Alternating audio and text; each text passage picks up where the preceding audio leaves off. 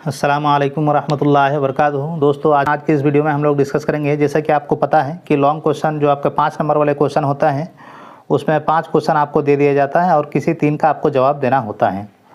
तो इस सीरीज़ में हम लोग कुल 10 क्वेश्चन लिए हैं और आपको जो एग्ज़ाम में 3 क्वेश्चन करने हैं वो 3 क्वेश्चन इनमें से इस 10 में से बाहर नहीं जाएगा। इसलिए इन सारी वीडियोज़ को आपको 1-2 बार करके देखना है ताकि ये सारे क्वेश्चन आपको याद हो जाएँ, क्योंकि आपको जो लॉन्ग क्वेश्चन है वो आपको लाइन बाय लाइन याद नहीं करना होता है। इसका आपको सिर्फ कहानी समझना होता है और उस कहानी के तौर पर ही आप अपने एग्ज़ाम हॉल में सारे क्वेश्चन को कर पाएंगे। तो चलिए हम लोग देखते हैं कि आज का क्वेश्चन क्या है। तो आज का क्वेश्चन है कि आर्यभट्ट की जाए पैदाइश और तारीख़ पैदाइश पर रोशनी डालें। तो आर्यभट्ट की पैदाइश, जाए पैदाइश और तारीख़ पैदाइश पर आपको रोशनी डालें, यानी उसके बारे में आपको बताना है। आर्यभट्ट की जाए पैदाइश यानी कि आर्यभट्ट की जाए पैदाइश एग्जैक्ट तो नहीं मालूम है, लेकिन उसको कयास लगाया जा रहा है, क्योंकि आर्यभट्ट की पैदाइश के बारे में यकीनी तौर पर कुछ कहना मुश्किल है, यानी कि उसको कहाँ पे पैदा हुए हैं एग्जैक्ट कहना मुश्किल है। लेकिन कायरीन से पता चलता है कि पटना के मगरिब में खगोल में उनकी पैदाइश हुई थी। खगोल का माना और खगोल का कुछ मीनिंग होता है और वो खगोल का मीनिंग होता है नजूम, और आर्यभट्ट का ताल्लुक़ इल्म नजूम से था, यानी कि आर्यभट्ट का जो ताल्लुक़ है वो इल्म नजूम से था और खगोल का माना भी इल्म नजूम है। इसीलिए माना जाता है कि आर्यभट्ट की जो पैदाइश है वो खगोल में हुई है।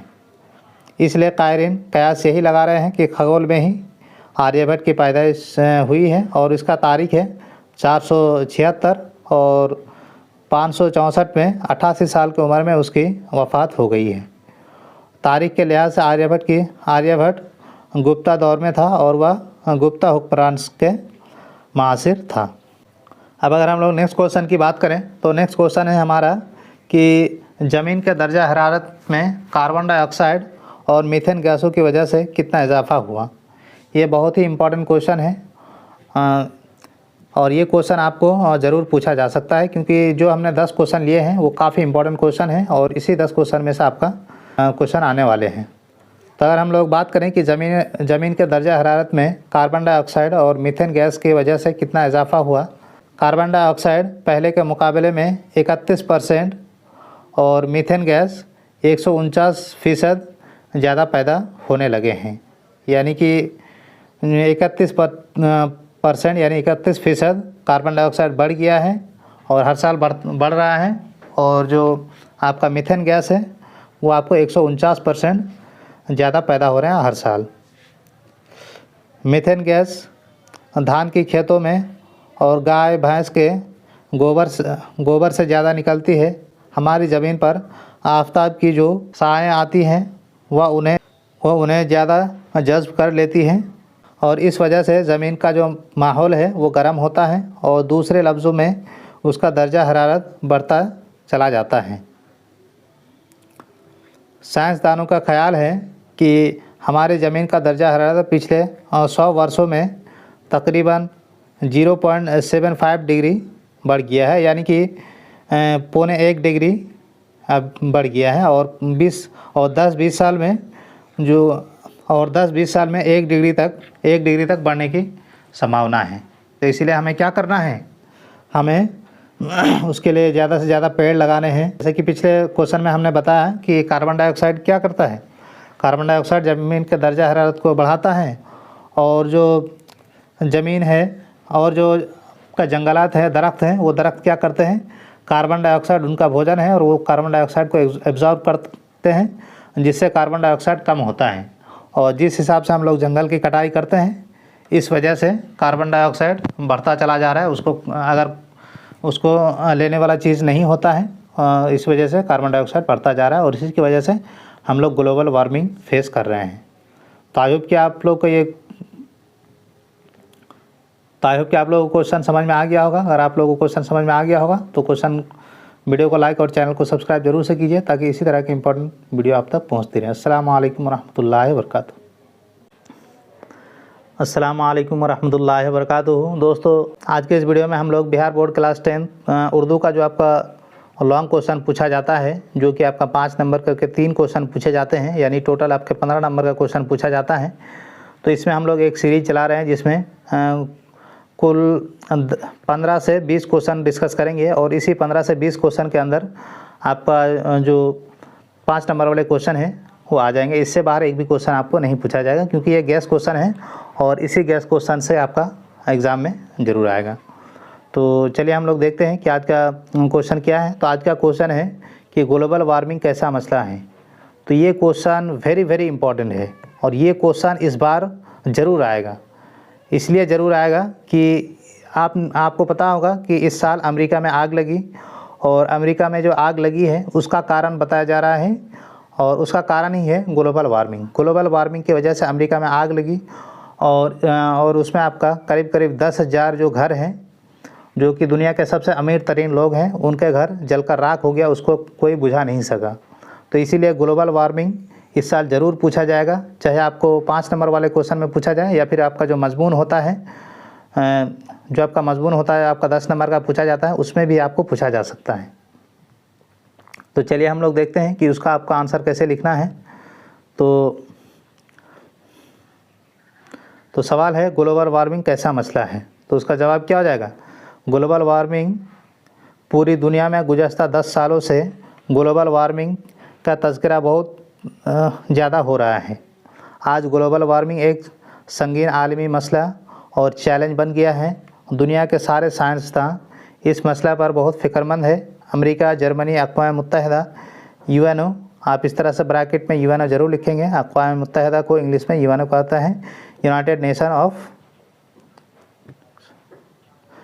नेशन ऑर्गेनाइजेशन में इस मसला पर साइंसदानों के दरमियान काफ़ी तबादला ख्याल हुआ और इसमें मदाफ़ात के लिए उन ममालिक में कई अहम इक़दाम किए जा रहे हैं। यानी कि इस क्वेश्चन को आपको कैसे लिखना है, इस क्वेश्चन को जब आप लिखेंगे तो ये तो आपका जो रिटन है यानी कि आपका तो लफ्ज़ी जवाब है, लेकिन आप लफ्ज़ी जवाब देंगे तो आपको 4 नंबर मिलेगा। लेकिन इस लफ्ज़ी जवाब के साथ ही साथ अगर आप अभी का करंट यानी कि आपके दिमाग से भी थोड़ा सा अगर लिख देंगे 1-2 लाइन तो उससे आपको 5 नंबर ज़रूर मिल जाएगा। आपको आपके दिमाग से क्या लिखना है तो उसके लिए मैं आपको बताता हूँ कि उसके लिए आपको क्या करना है कि सबसे पहले तो आप लिख देंगे जवाब में कि पूरी दुनिया में गुज़श्ता 10 सालों से ग्लोबल वार्मिंग का तज़किरा बहुत हो रहा है। आज ग्लोबल वार्मिंग एक संगीन आलमी मसला और चैलेंज बन गया है। और इसका उदाहरण जैसे कि आप यहाँ पे लिख देंगे कि जैसा कि अभी अमेरिका में आग लगी और अमेरिका में जो ग्लोबल वार्मिंग और ये आग ग्लोबल वार्मिंग की वजह से लगी और इसमें बहुत ज़्यादा नुकसान हुआ और करीब 10,000 जो घर हैं वो जलकर राख हो गए। उसके बाद आप लिखेंगे कि बस इतना सा लिख देंगे। उसके बाद आप लिख देंगे कि दुनिया के सारे साइंसदान इस मसले पर बहुत फ़िक्रमंद है।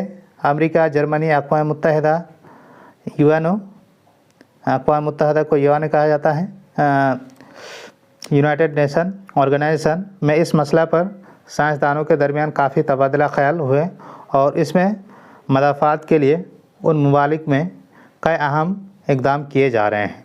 तो इस तरह से अगर आप लिखेंगे तो एक भी नंबर आपको नहीं कटेगा और 5 में से 5 नंबर आपको ज़रूर मिल जाएगा। तो अगर आप लोगों को वीडियो पसंद आया है तो वीडियो को लाइक और चैनल को सब्सक्राइब जरूर से कीजिए ताकि इसी तरह की इंपॉर्टेंट वीडियो आप तक पहुंचती रहे। अस्सलाम वालेकुम वरहमतुल्लाहि वबरकातुहू। अस्सलाम वालेकुम वरहमतुल्लाहि वबरकातुहू। दोस्तों, बिहार बोर्ड क्लास 10 का जो एग्ज़ाम है वो बहुत जल्द स्टार्ट होने वाली है, इसलिए हम लोगों ने जो उर्दू का लॉन्ग क्वेश्चन आता है जो आपका 5 नंबर करके 3 क्वेश्चन पूछे जाते हैं उसका हम लोग गैस क्वेश्चन लेके आए हैं और इसमें करीब हम लोग 10 क्वेश्चन लेके आए हैं और इस 10 में से एक भी क्वेश्चन आपको बाहर नहीं पूछा जाएगा। तो चलिए हम लोग वीडियो में आगे बढ़ते हैं और देखते हैं कि आज का इम्पोर्टेंट क्वेश्चन क्या है। तो वीडियो में आगे बढ़ने से पहले मैं आप सभी हजरात से दरख्वास्त करूंगा कि वीडियो को लाइक और चैनल को सब्सक्राइब जरूर से कीजिए। वीडियो के आखिर में मैं बताऊंगा कि आप लोगों को अगर आंसर याद नहीं है तो आप लोगों को आंसर कैसे लिखना होता है, क्योंकि आंसर लिखने के तरीके से ही आपको नंबर मिलते हैं। चाहे आप जितना भी रट लें, अगर आपको आंसर लिखना नहीं आता है तो आपको नंबर 5 में से 3 मिलेंगे, 2 मिलेंगे, लेकिन 5 में से 5 तभी आपको मिलेगा जब आपको आंसर लिखने की जो स्टाइल है वो पता होगा, तभी आपको 5 नंबर मिल पाएगा। तो आज का क्वेश्चन है कि रुकैया भाभी के शौहर को बार बार क्यों जेल जाना पड़ता था। तो ये काफ़ी इंपॉर्टेंट क्वेश्चन है, ये क्वेश्चन काफ़ी ज़्यादा पूछा जाता है।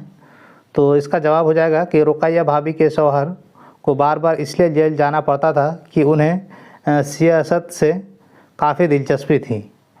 इस वक्त तहरीक आज़ादी ज़ोरों पर चल रही थी। रुकैया भाभी के शौहर पर कई सियासी मुकदमे चल रहे थे। किसी मुकदमे में 2 साल की सज़ा हो गई, जेल चले गए और 2 सालों के बाद जब रिहाई मिली तो मालूम हुआ कि किसी दूसरे मुकदमे में उन्हें 3 साल की सज़ा हो गई। और यही वजह थी कि रुकैया भाभी के जो शौहर थे उनको बार बार जेल जाना पड़ता था। तो इस क्वेश्चन को आपको कैसे लिखना है, लाइन बाय लाइन आपको तो याद करना नहीं है, आपको सिर्फ दिमाग में ये रखना है कि जो रुकैया भाभी के जो शौहर हैं उनको जेल इसलिए जाना पड़ता था कि वो एक क्रांतिकारी थे। जब हमारा देश आज़ाद हो रहा था उस टाइम वो एक क्रांतिकारी यानी कि आपका तहरीक आज़ादी था, क्रांतिकारी इंसान थे और इस वजह से वो हमेशा आज़ादी के तहरीक में शामिल होते रहते थे। और जब आज़ादी के तहरीक में शामिल होगा तो अंग्रेज़ क्या करते थे, अंग्रेज़ उस पर झूठी मुकदमा लगाकर बार बार जेल भेज दिया करते थे। तो ये आपको याद रखना है और इसी तरह से आपको लिखना है। तो इस क्वेश्चन को आप 1-2 बार अगर सुन लेंगे तो फिर आप इस क्वेश्चन को याद हो जाए। अगर आप 1-2 बार इस क्वेश्चन को सुन लेंगे तो ये सारा क्वेश्चन आपको याद हो जाएगा और आप एग्ज़ाम हॉल में आराम से लिख लेंगे। तो चलिए हम लोग एक बार और देखते हैं कि रुकैया भाभी के शौहर को बार बार जेल इसलिए जाना पड़ता था कि उन्हें सियासत से काफ़ी दिलचस्पी थी। उस वक्त तहरीक की आज़ादी ज़ोरों पर चल रही थी। रुकैया भाभी के शौहर पर कई सियासी मुकदमे चल रहे थे। किसी मुकदमे में 2 साल की सज़ा हो गई, जेल चले गए और 2 साल के बाद जब रिहाई मिली तो मालूम हुआ कि किसी दूसरे मुकदमे में उन्हें 3 साल की सज़ा हो गई। और यही वजह थी कि रुकैया भाभी के जो शौहर थे उनको बार बार जेल जाना पड़ता था। तो आई होप कि आप लोगों को समझ में आ गया होगा कि क्वेश्चन को आपको कैसे लिखना होता है। अस्सलाम वालेकुम रहमतुल्लाहि व बरकातुहू। वीडियो आप लोगों को पसंद आया है तो वीडियो को लाइक और चैनल को सब्सक्राइब जरूर से करें।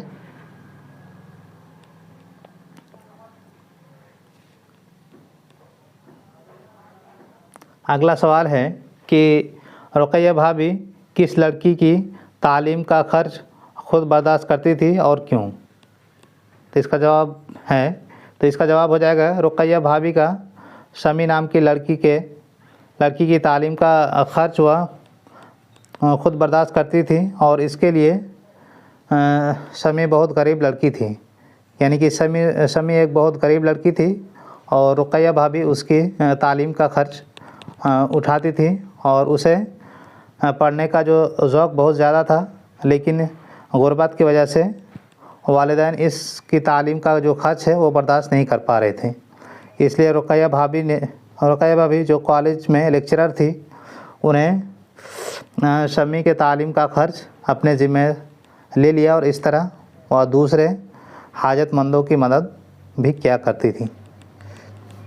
तो ये क्वेश्चन क्या है? तो इस क्वेश्चन को आपको ये समझना है कि जो शमी नाम की एक लड़की थी वो बहुत गरीब घर की थी और वो पढ़ने में बहुत तेज़ थी, लेकिन उनके घर में इतनी गुर्बत थी कि उसके माँ बाप उनका जो पढ़ाई का खर्च है वो नहीं दे पा रहे थे। तो इसीलिए जो रुकैया भाभी थी वो रुकैया भाभी क्या करती थी, रुकैया भाभी इस लड़की के पढ़ने का शौक़ देखकर और जो पढ़ने में बहुत मेहनती थी इसलिए उनका जो तालीम का खर्चा है वो खुद उठा लेती थी। इसीलिए मैं आप सभी लोगों से दरख्वास्त करूँगा कि अगर आप लोग पढ़ाई में दिलचस्प रखेंगे और ज़्यादा से ज़्यादा मेहनत करेंगे तो आपके गार्जियन को काफ़ी अच्छा लगेगा और वो आपको पैसे देने में और आपके आपको तालीम दिलाने में कभी पीछे नहीं हटेंगे। लेकिन अगर आप नहीं पढ़ेंगे और आवारागर्दी करेंगे तो आपके लिए बहुत मुश्किल हो जाएगा और आपके माँ बाप आपको पैसे नहीं दे पाएंगे। इसीलिए अगर आप गरीब घर से भी हैं, आपके माँ बाप आपको अगर पैसे नहीं भी दे पाते होंगे तो भी आप अगर अच्छे से पढ़ाई करेंगे तो कोई ना कोई ऐसा इंसान आपको मिल जाएगा और कोई ना कोई ऐसा रास्ता आपको ज़रूर मिल जाएगा जिससे आप अपनी पढ़ाई का खर्च खुद ही निकाल सकते हैं या फिर आपको कोई ना कोई सोर्स ज़रूर लग जाएगा। तो आई होप कि आप लोगों को क्वेश्चन समझ में आ गया होगा। तो तो अगर आप लोगों को वीडियो पसंद आया है तो वीडियो को लाइक और चैनल को सब्सक्राइब जरूर से कीजिए। अस्सलाम वालेकुम रहमतुल्लाहि व बरकातहू। आपको दूसरा क्वेश्चन है आपका, ग्लोबल वार्मिंग से बचने के लिए तलबा का अब्दुल कलाम साहब ने कौन सा जादुई मंत्र बताया था। ये काफ़ी इम्पोर्टेंट क्वेश्चन है और ये क्वेश्चन लगभग हर साल पूछा जाता है। यानी कि आपको 5 क्वेश्चन दे दिया जाता है और उसमें से आपको 3 क्वेश्चन पूछा जाता है कि किसी 3 को करना होता है। उसमें अक्सर ये क्वेश्चन देखा गया है कि ग्लोबल वार्मिंग से बचने के लिए तलबा को अब्दुल कलाम यानी कि डॉक्टर APJ अब्दुल कलाम जो हमारे राष्ट्रपति रहे हैं और हमारे देश के बहुत बड़े साइंटिस्ट भी रहे हैं, मिसाइल मैन इन्हीं को कहा जाता है, उन्होंने जो तलबा है उनको ग्लोबल वार्मिंग से बचने के लिए कौन सा जादुई मंत्र बताया था। तो इसका अगर हम लोग जवाब देखें तो अगर हम लोग इसके जवाब की बात करें तो जवाब है आपका नागालैंड के दीमापुर में मुनक़िद बाल विज्ञान कांग्रेस, यानी कि नागालैंड के दीमापुर में साइंस कांग्रेस का आयोजन हुआ था और उसमें डॉक्टर APJ अब्दुल कलाम ने बच्चों को बताया था कि ग्लोबल वार्मिंग से कैसे बचने हैं। तो उसमें क्या कहा था कि चाइल्ड साइंस कांग्रेस में आलमगीर शहरत याफ्ता साइंसदा, यानी कि जो शहरत याफ्ता साइंसदा और साबिक वज़ीर जमहूरिया हिंद APJ अब्दुल कलाम ने मेहमान खुसूसी की हैसियत से तकरीर करते हुए तलबा को ग्लोबल वार्मिंग से बचने के लिए ये जादुई मंत्र बताया था कि 10 साल से 17 साल की उम्र के जो बच्चे हैं, 10 साल से 17 साल की उम्र वाले 20 लाख बच्चे 5 दरख्त करके अगर लगाएं तो ग्लोबल वार्मिंग से हम लोग बच सकते हैं और उससे हम लोग महफूज रह सकते हैं। यानी कि डॉक्टर APJ अब्दुल कलाम जी ने क्या कहा बच्चों से कि अगर आपको ग्लोबल वार्मिंग से बचना है और हमारे हिंदुस्तान को ग्लोबल वार्मिंग से बचाना है तो हमें क्या करना होगा, हमें पेड़ लगाना होगा। तो जो 10 साल से लेकर 17 साल के अगर 20 लाख बच्चे, हमारे देश में तो करोड़ों बच्चे हैं, अगर सिर्फ 20 लाख बच्चे ऐसे हैं जो अगर सिर्फ 5-5 पेड़ अगर लगा दें तो हम ग्लोबल वार्मिंग के संगीन मसाइल से महफूज रह सकेंगे। तो जैसा कि आप लोग देख रहे हैं कि ग्लोबल वार्मिंग कितना ज़्यादा ख़तरनाक होता ही जा रहा है हम लोग के लिए। हर साल देख रहे हैं आप लोग गर्मी बढ़ती ही चली जा रही है। तो इसीलिए हम लोगों को ग्लोबल वार्मिंग से बचना बेहद ज़रूरी है और उसके लिए हमको पेड़ पौधे लगाना ज़रूरी है और पेड़ पौधे की खिदमत करना भी ज़रूरी है। तो अगर हम लोग बात करें कि अगर बात करें कि आपको ये पूरा क्वेश्चन अगर लाइन बाय लाइन याद नहीं होता है और याद आपको करनी भी नहीं है, मैं आपको हमेशा सजेशन यही देता हूँ कि आपको कभी भी क्वेश्चन लाइन बाय लाइन याद नहीं करना है। आप इस क्वेश्चन का सार समझिए। इस क्वेश्चन को 1-2 बार आप देखेंगे तो इसका आपको सार समझ में आ जाएगा कि अगर हम लोग सिंपली कहें कि ग्लोबल वार्मिंग से बचने के लिए डॉक्टर APJ अब्दुल कलाम ने बच्चों को क्या कहा है, तो बच्चों को कहा है कि अगर आप लोग जो 10 साल से 17 साल के बच्चे हैं तो यहाँ अगर आपको 20 लाख लिखा हुआ है तो 20 लाख की जगह अगर 30 भी लाख अगर लिख देंगे तो भी कोई हर्ज नहीं है।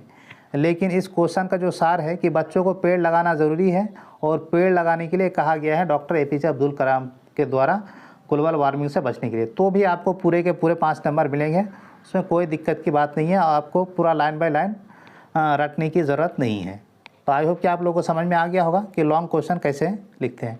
इससे पहले हम लोग एक क्वेश्चन डिस्कस कर लिए हैं, तो ये हमारा दूसरा क्वेश्चन है। इसके बाद हम लोग एक और क्वेश्चन लेके आएंगे।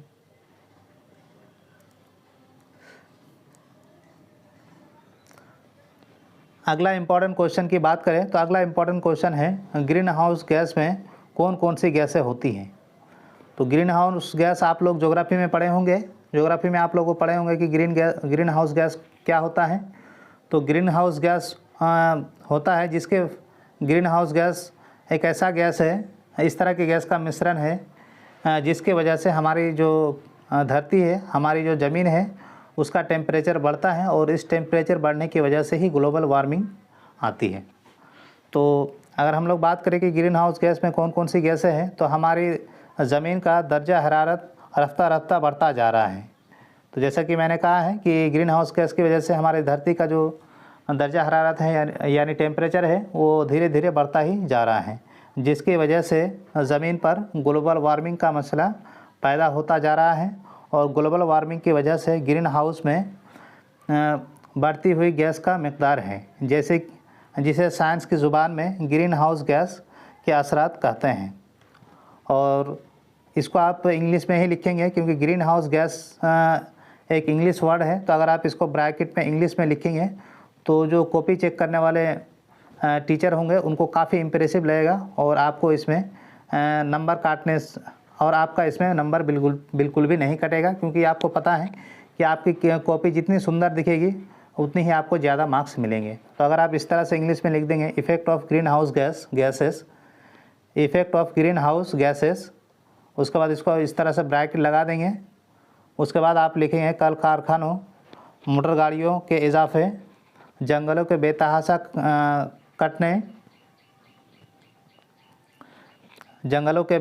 कटने से गैसें पैदा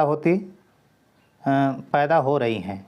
यानी कि जो हमारे मोटर गाड़ी हैं, कल कारखाने हैं, उसमें इजाफा हो रहा है और जो जंगल है उसको बेतहाशा काटा जा रहा है। जैसे कि आप अपने आसपास पे देख रहे होंगे, अगर आप अभी 16 साल के हैं तो आप 10 साल पहले या फिर 8-9 साल पहले देखते होंगे कि आपके घर के आसपास कितने ज़्यादा जंगल थे, लेकिन अभी जंगल बिल्कुल साफ़ हो गया है। तो इसके वजह से क्या होता है, इसके वजह से क्योंकि जंगल क्या करते हैं, जंगल जो कार्बन डाइऑक्साइड होती है उसको एब्जॉर्ब करती है। यानी कि वही उस कार्बन डाइऑक्साइड ही जंगलों या पेड़ पौधों के लिए खाना है। अगर जंगल ही ख़त्म हो जाएगा तो कार्बन डाइऑक्साइड क्या होगा, कार्बन डाइऑक्साइड का मात्रा बढ़ जाएगा और कार्बन डाइऑक्साइड की मात्रा जैसे जैसे बढ़ेगा हमारे धरती का टेम्परेचर उतना ही तेज़ी से बढ़ता चला जाएगा। तो इसीलिए ग्लोबल वार्मिंग आती है। तो इसकी वजह से क्या होता है, मिसाल के तौर पर कार्बन डाइऑक्साइड ये आपका क्या है, ग्रीन हाउस गैसेस है, मीथेन है CH4 और आपका नाइट्रिक ऑक्साइड। ये सब आप लोग केमिस्ट्री में पढ़े होंगे कि नाइट्रिक ऑक्साइड है, मीथेन है, कार्बन डाइऑक्साइड है और ओजोन। इन सारे गैसेस का जो मकदार है वो बढ़ता चला जा रहा है। ओजोन का फॉर्मूला क्या होता है, O3, आप लोग पढ़े होंगे कि ओजोन O3 है। तो इस तरह से आप लिख सकते हैं कि जो आपका ग्रीन हाउस गैसेस है इसमें ये सारे गैसेस हैं और इसके वजह से क्या क्या इफ़ेक्ट पड़ता है हमारे ज़मीन पर, जिसके वजह से दर्जा हरारत बढ़ता है। तो आई होप कि आप लोगों को समझ में आ गया होगा कि ग्लोबल ग्रीन हाउस गैसेस में कौन कौन से गैसेस आती हैं। तो ये सारे क्वेश्चन काफ़ी ज़्यादा इंपॉर्टेंट है, इसलिए इन सारे क्वेश्चन को आपको ज़रूर देख के जाना है, ताकि और इन सारे क्वेश्चन से और इन्हीं सीरीज़ में से एक भी क्वेश्चन आपका एग्ज़ाम में, और इस सीरीज़ के बाहर एक भी क्वेश्चन आपके एग्ज़ाम में नहीं आएगा। तो आई होप कि आप लोगों को वीडियो पसंद आया है। अगर वीडियो आप लोगों को पसंद आया है तो वीडियो को लाइक और चैनल को सब्सक्राइब जरूर से करें।